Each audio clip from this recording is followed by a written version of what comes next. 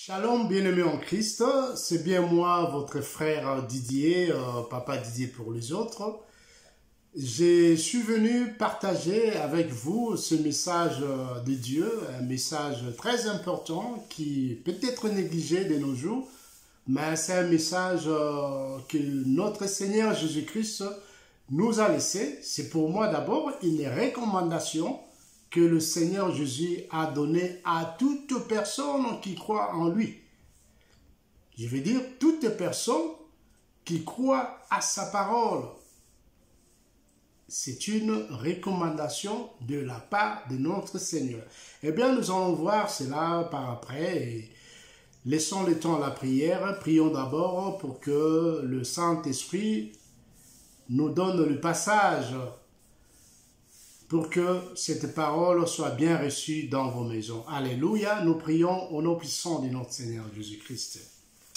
Seigneur, merci pour ce temps merveilleux, merci parce que tu nous as donné le souffle, mon Dieu, mon roi, le souffle que beaucoup ont cherché à avoir en ces journées, mais ils n'ont pas eu le temps, tout simplement parce que vous ne les avez pas donné, c'est là. Mais à nous, Seigneur, nous avons eu cette opportunité. Et voilà, nous disons grand merci à toi. Nous ne sommes pas plus grands que ceux qui nous ont laissés, mais c'est votre grâce qui a fait à ce que, Seigneur, nous soyons encore là pour bien des choses. Nous te disons grand merci, Seigneur. Merci pour nous avoir encore donné le temps de nous préparer, d'être sur le bon chemin, pour qu'il n'y ait pas de pleurs par après. Cher Saint-Esprit, utilise-moi comme un simple instrument. Sois au contrôle de tout.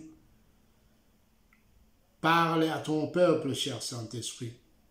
Et tout ce qui n'est pas nécessaire en ce moment soit éloigné de moi, éloigné de toute personne qui entendra cette parole. Sois le consolateur de cœur brisé encore en ce moment. Que cette parole puisse apporter quelque chose de plus, Seigneur, à une personne qui attend ces messages, mon Dieu, mon roi. Sois la personne la mieux placée, Seigneur, pour que ce message puisse être bien écouté, bien acheminé par ton nom Jésus-Christ. Nous te prions au nom puissant de notre Seigneur, le Saint de Saints, le lion de la tribu de Juda, le Narcisse de Saran, celui qui dit et la chose s'accomplit. Merci, merci à tous, au nom du Père, du Fils et du Saint-Esprit. Amen. Alléluia. Excusez-moi pour la prière, ça a été un peu plus long, mais bon voilà, il faut toujours remercier celui qui nous donne le souffle. Bon, je disais que j'ai un sujet à partager avec vous. C'est un sujet très important parce que le Seigneur nous a donné cela comme une recommandation. Donc, si nous allons dans Matthieu 28, dans le verset 18 à 19, nous lisons: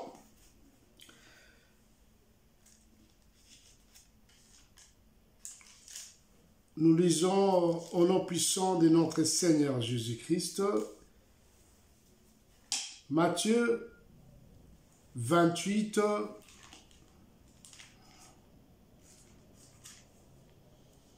excusez-moi, j'ai embrouillé un peu tout ce qui était prévu pour l'instant. Qu'est-ce que je vais faire là? Ben voilà, je suis Matthieu 28,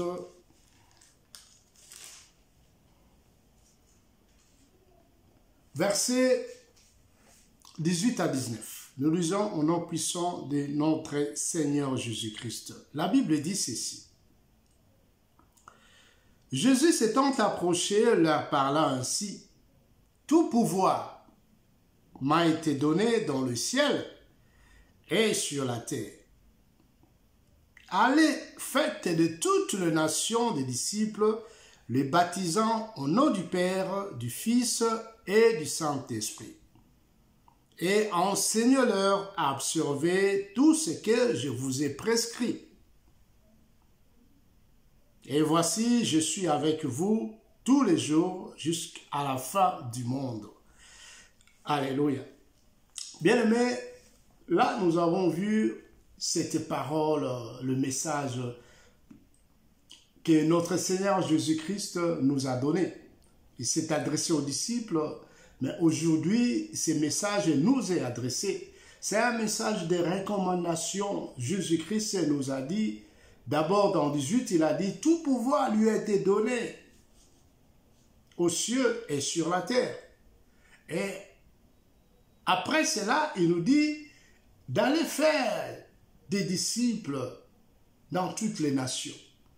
C'est-à-dire d'aller convertir des gens qui n'ont pas encore connu Jésus-Christ, qui n'ont pas encore été enseignés, d'aller leur faire part de cette bonne nouvelle, de cette bonne sémence qui vient de notre Seigneur Jésus-Christ.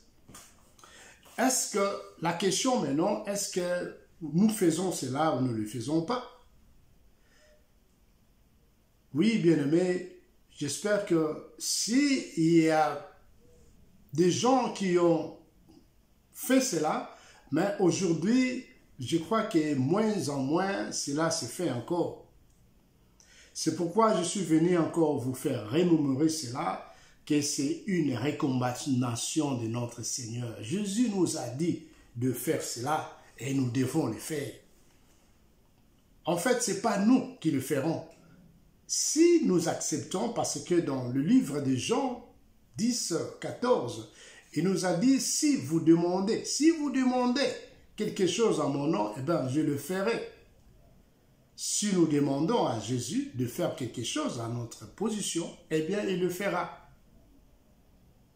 Alors, nous comprenons par là que ce n'est pas nous qui ferons cela, mais c'est le Saint-Esprit à nous, qui habite en nous, qui fera cette mission à notre place. Il suffit seulement que nous comprenions que nous sommes avec Jésus-Christ et là où nous serons, eh bien, il sera avec nous.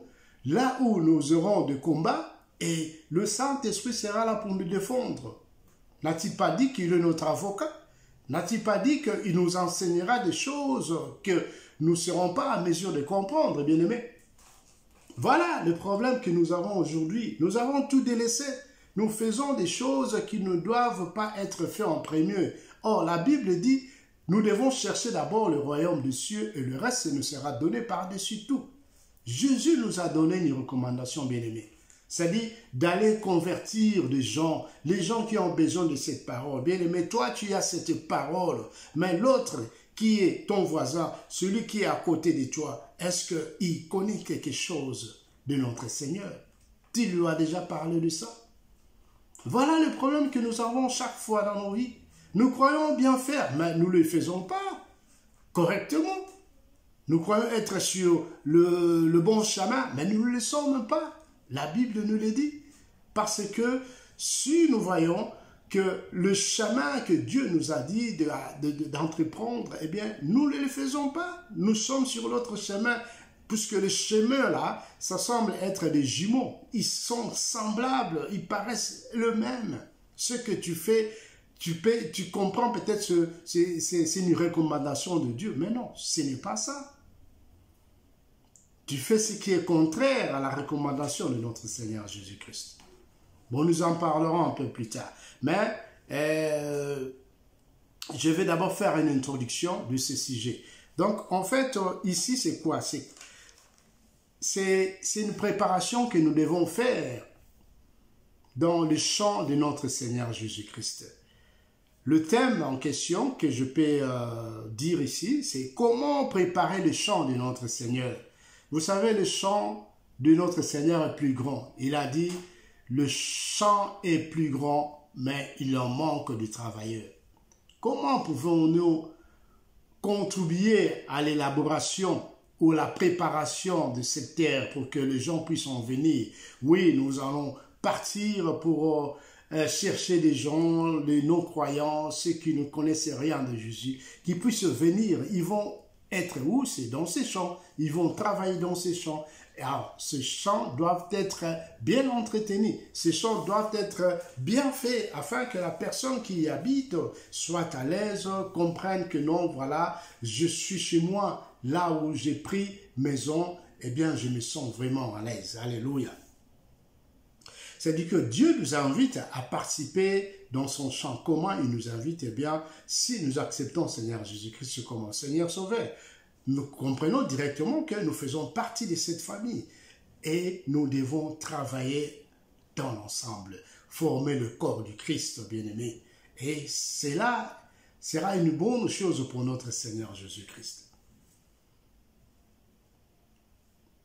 Alors, nous devons d'abord comprendre qu'est-ce que le champ et le grain qu'on doit s'aimer. En fait, le champ en question, c'est la terre. La terre qui, étymologiquement parlant, c'est le nom qu'on donne à Adam. L'Adam, c'est la terre en question. Donc, Adam, c'est l'homme qui cultive la terre. La terre, en hébreu, je veux dire, c'est Adama. Adama, c'est la terre, c'est le sol. C'est-à-dire que c'est l'homme qui vient de la terre, qui est Adam. Adama, avec H, c'est-à-dire c'est le sol, c'est la terre.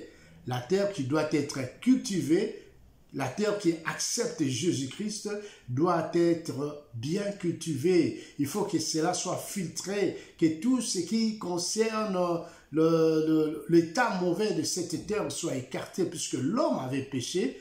Et en acceptant Jésus-Christ par après, il a compris que non, il devait quand même s'accaparer de tout ce qui est bien.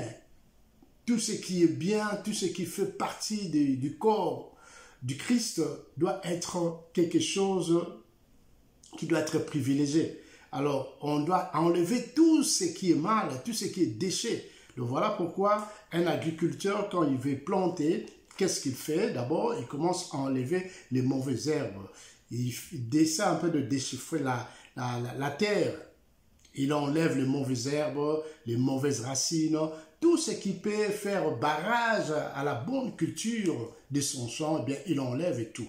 C'est pourquoi nous, les enfants de Dieu, nous faisons partie de ce champ. C'est-à-dire que le champ, comme on a dit, c'est la terre à l'état brut. Nous devons prendre cette terre pour l'améliorer afin qu'il soit une terre fertile.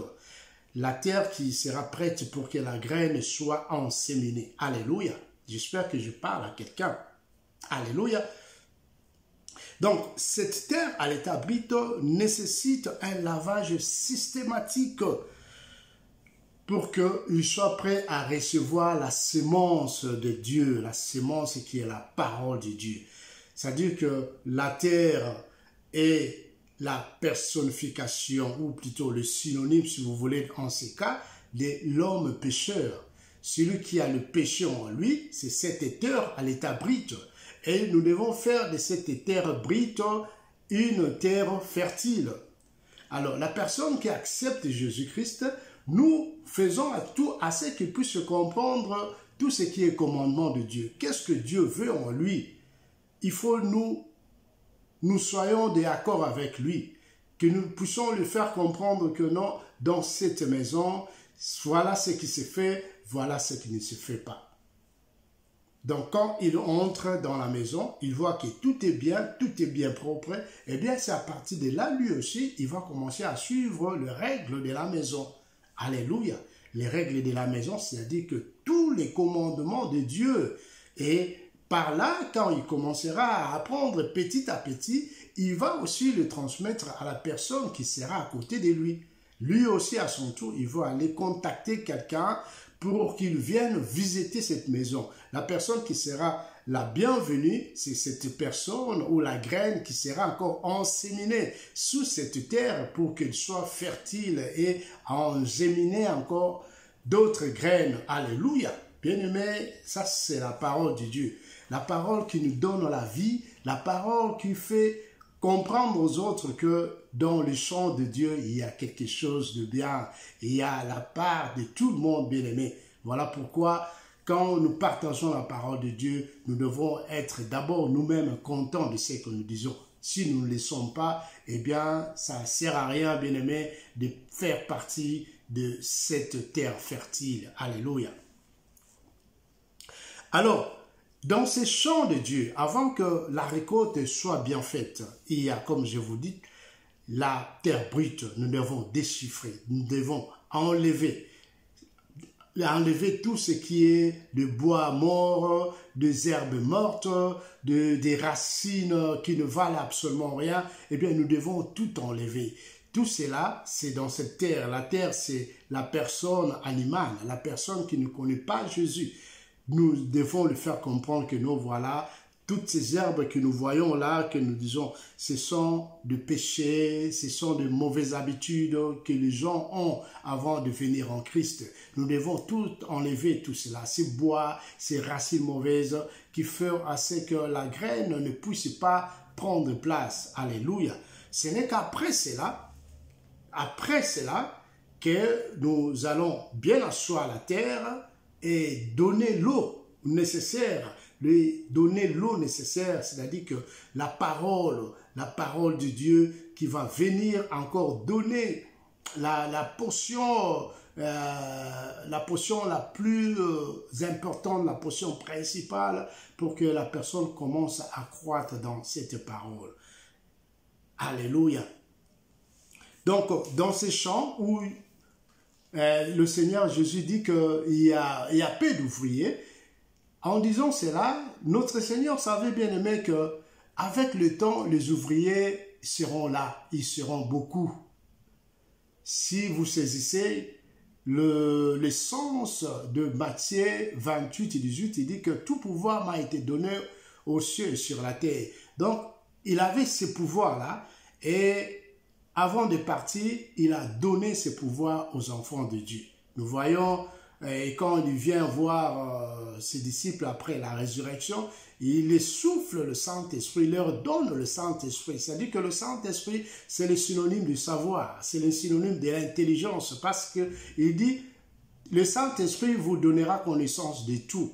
Quand vous serez dans les difficultés, eh bien, il sera là pour vous aider. Il sera même votre avocat. C'est lui qui va tout vous dévoiler, ce qui est obscur en vous. Il va vous faire comprendre que voilà ce qu'il faut faire, voilà ce qu'il ne faut pas faire. Donc, Jésus savait bien que son champ deviendra grand. Son champ aura des gens pour venir y travailler. Alléluia. J'espère que je me fais comprendre. Donc, avec le Saint-Esprit, quand nous allons partager cette parole aux enfants qui ne connaissent pas Jésus-Christ, ils vont venir dans ces champs, eh bien, ils en seront beaucoup. Nous voyons aussi maintenant qu'avec le Saint-Esprit, on arrive à passer le message et les gens se convertissent, ils viennent en Jésus et ils sont en nombre indéterminé. Alléluia. Bien-aimés, voilà ce que Jésus veut de nous. Il veut que nous soyons ces gens-là qui peuvent aller de porte en porte, de maison en maison, apporter cette bonne nouvelle. Alléluia. Alors, avant de continuer encore sur ce point, j'aimerais que nous lisions un peu le passage de Luc 8, 4 à 15. Là où il parlait de parabole de ses mères, vous connaissez cela. Nous allons lire ce passage et puis nous allons encore entrer dans le vif sujet de notre conversation. Alléluia. Donc, nous parlons de comment on prépare le champ du Seigneur. Parce que si le champ est bien préparé, les personnes viendront pour y habiter, bien-aimés. La terre fertile, c'est cette terre que Jésus veut. Il nous a donné le tas brut de cela, mais il sait qu'il nous a donné tous les moyens possibles pour que nous faisions de cette terre qui est, entre guillemets, animale, qu'il soit vraiment une terre bien propre à la personne qui va y habiter. Alléluia. Donc, sans plus tarder, nous lisons Luc 8, versets 4 à 15. Nous lisons au nom puissant de notre Seigneur Jésus-Christ. Une grande foule s'étant assemblée et les gens étant venus de diverses villes auprès de lui, il dit cette parabole. Un semeur sortit pour semer sa semence. Comme il s'aimait, une partie de la semence tomba le long du chemin. Elle fut foulée aux pieds. Et les oiseaux du ciel la mangèrent. Une autre partie tomba sur les rocs. Quand elle fut levée, elle cessa, parce qu'elle n'avait point d'humilité. Une autre partie tomba au milieu des épines. Les épines crurent avec elle et l'étouffèrent. Une autre partie tomba dans la bonne terre. Quand elle fut levée, elle donna du fruit au centuple. Après avoir ainsi parlé, Jésus dit à haute voix, que celui qui a des oreilles pour entendre, entende. Ses disciples lui demandèrent ce que signifiait cette parabole. Il répondit, il vous a été donné de connaître les mystères du royaume de Dieu. Mais pour les autres, cela leur est dit en parabole, afin qu'en voyant, ils ne voient point, et qu'en entendant, ils ne comprennent point. Voici ce que signifie cette parabole. Là, Jésus explique maintenant cette parabole qui vient de dire. Donc, il dit qu'il y a une partie de la semence qui était tombée, qui n'a pas donné. Il y a une partie qui était tombée là où il y avait des rochers. Et bien voilà, ça ne pouvait pas tenir. Et une autre parabole, et une autre partie de cette graine qui est tombée sur une bonne terre et a donné du bon fruit au centuple. Alléluia. Voici ce que signifie cette parabole. La semence, c'est la parole de Dieu. Ceux qui sont le long du chemin, ce sont ceux qui entendent, puis le diable vient et enlève de leur cœur la parole, de peur qu'ils ne croient et soient sauvés. Ceux qui sont sur le roc, ce sont ceux qui sont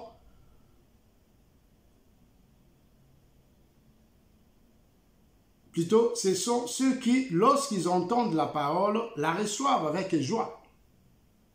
Mais ils n'ont point de racines, ils croient pour un temps et ils succombent au moment de la tentation. Ce qui est tombé parmi les épines, ce sont ceux qui, ayant entendu la parole, s'en vont et la laissent étouffer par les soucis, les richesses et le plaisir de la vie, et ils ne portent point du fruit qui vienne à maturité. Ce qui est tombé dans la bonne terre, ce sont ceux qui, ayant entendu la parole avec un cœur honnête et bon, la retiennent, portent du fruit avec persévérance. Alléluia.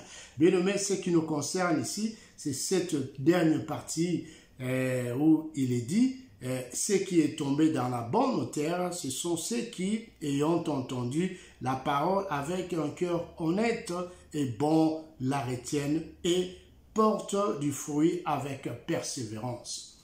Bien-aimé, dans ce passage, je dis que dans le message en question où je suis en train, pardon,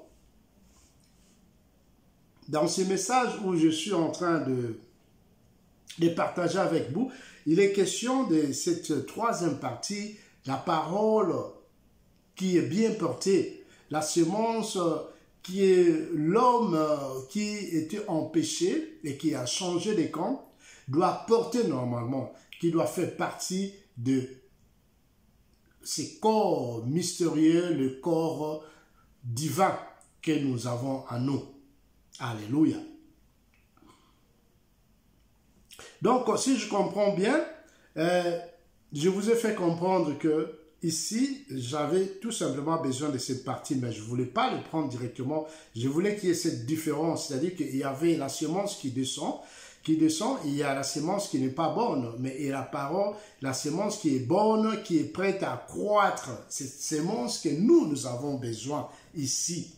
Donc, le champ de notre Dieu doit être préparé afin que la semence qui doit être plantée soit une semence qui est parlée ici, qui doit croître, qui doit donner au centuple.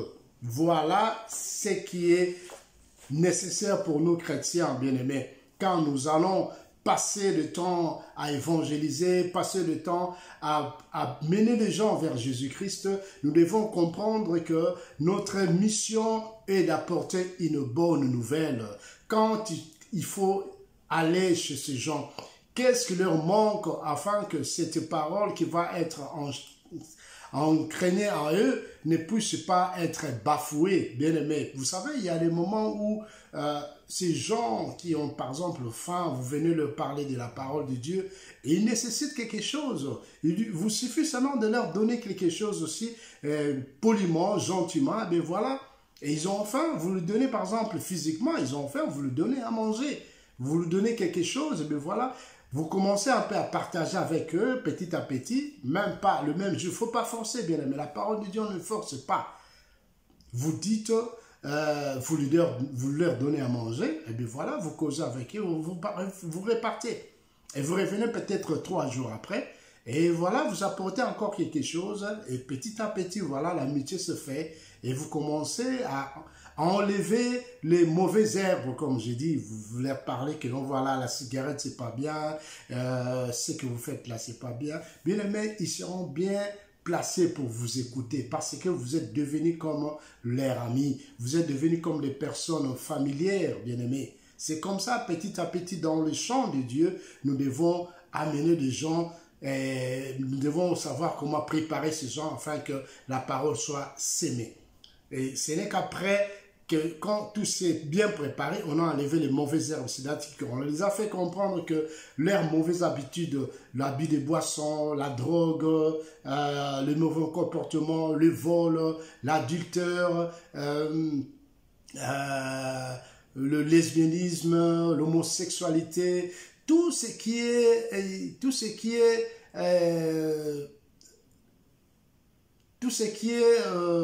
mal devant notre Dieu ne puisse être accepté. Vous lui faites comprendre que ça, c'est abomination devant l'Éternel. Et petit à petit, ils vont comprendre. Et en venant dans le champ de Dieu, eh bien voilà, ils vont être bien reçus, ils ont compris, ils ont eu le temps de seille, de l'intégration, et petit à petit, voilà, ils deviendront des enfants bien faits, bien éduqués, et à eux aussi, ils pouvaient aussi continuer le chemin, c'est-à-dire que aller trouver leurs amis, leur faire comprendre que non, voilà, on m'a trouvé une maison, voilà, je suis bien maintenant, je me sens très bien malgré les problèmes, en tout cas, j'ai toujours ma morale bien remontée, et j'essaie un peu de passer les épreuves, et voilà. Voilà, bien-aimés, tout ce qui est vraiment nécessaire à nous, les enfants de Dieu. Comment pouvons-nous faire? Puisque le champ de Dieu est grand, le champ de Dieu est grand. Dieu ne nous a pas laissé comme ça. Jésus nous a donné le souffle nécessaire, qui est le Saint-Esprit en nous, pour que nous allons de maison à maison, partout où nous serons. Il a dit, partout où vous mettrez vos pieds, eh bien, moi, je serai là. Toute terre que vous mettrez vos pieds vous sera donnée. C'est-à-dire que partout où nous irons, nous partirons, nous aurons la domination en nous parce qu'il nous a été donné le pouvoir. Alléluia, bien-aimés. C'est très important, nous, en tant que bien-aimés, les ramasseurs de déchets, en tant que des gens qui doivent préparer le champ de Dieu, nous devons avoir toutes ces qualités. La patience, bien-aimé. Voyons Galates 5, 22, où il nous est parlé du fruit du Saint-Esprit, bien-aimé. Parce qu'en recevant Jésus-Christ comme un Seigneur Sauveur, nous avons ces fruits-là en nous. Nous avons des fruits nécessaires, comme il est dit dans Galates 5, 22, la grâce, le maîtrise des soi, l'amour, la bénignité, bien-aimé, toutes ces histoires-là, eh bien voilà, la personne qui reçoit Jésus-Christ a tous ces éléments en lui, et puis il est capable d'aller encore plus loin. C'est pourquoi je t'ai convié, bien-aimé, toi qui m'entends en ce moment, oui, toi qui m'entends en ce moment, Toi qui es le pêcheur d'hommes, et ce fruit du Saint-Esprit. Commence à comprendre que la partie qui nous est donnée, la partie la plus chère, c'est de préparer cette terre brute que Jésus nous a donnée. La terre brute en question, c'est la personne à qui on va évangéliser. Cette personne a des racines de mal. Cette personne a des déchets en lui, comme dans les champs, bien aimés. Nous devons nous débarrasser de tout cela afin de préparer la terre à la paix, la terre qui doit être fertile par après. Et ce n'est qu'un moment que nous allons enséminer cette graine, la graine qui doit prendre naissance par après. La personne à qui on a inséminé la parole de Dieu, il va changer dans ses caractères, et bien il deviendra un homme nouveau. Voilà, il dira que maintenant, tout ce qui est en moi, c'est des choses nouvelles. Tout ce qui a été le passé est passé. Alléluia. Bien-aimé, j'espère que je me suis adressé à quelqu'un. Nous devons avoir cet esprit-là, d'esprit de compréhension à nous, d'avoir le temps nécessaire de comprendre sur les autres. Il ne faut pas empresser les gens, ceux qui ne croient pas en Jésus. Nous ne devons pas les forcer la main, bien-aimés. Allons petit à petit. Allons petit à petit, puisque la personne qui est forcée, vous comprenez que c'est l'exemple de ces gens-là, là où nous a donné que la parole n'a pas été bien enséminée. Et voilà, avec le souci de la vie, la personne va fuir, la personne ne va plus écouter cette parole, il ne viendra pas à l'église, il ne va pas assister aux réunions parce qu'il est dépassé par les soucis, puisqu'il n'avait pas compris votre message, il n'avait pas bien maîtrisé cela. Nous devons préparer, bien-aimés, la terre brute, qui est l'homme en question que nous devons passer la parole, nous devons bien le préparer, afin que quand il soit prêt, enlever tous les déchets, enlever tout ce qui est mauvais en lui, oui, le faire comprendre que Jésus est amour et apporter en lui cet amour. Alléluia. Merci, bien-aimés. Merci pour ces messages. J'espère que chacun de vous a pu comprendre un peu comment nous devons préparer le chant de notre Seigneur, parce que nous sommes prêts, bien disposés même à le faire, parce que nous avons toutes les armes en nous. Alléluia. Merci, bien-aimés, pour tout un chacun de nous qui a écouté cette parole. Alléluia. Restez dans la paix du Seigneur dans vos maisons. Amen.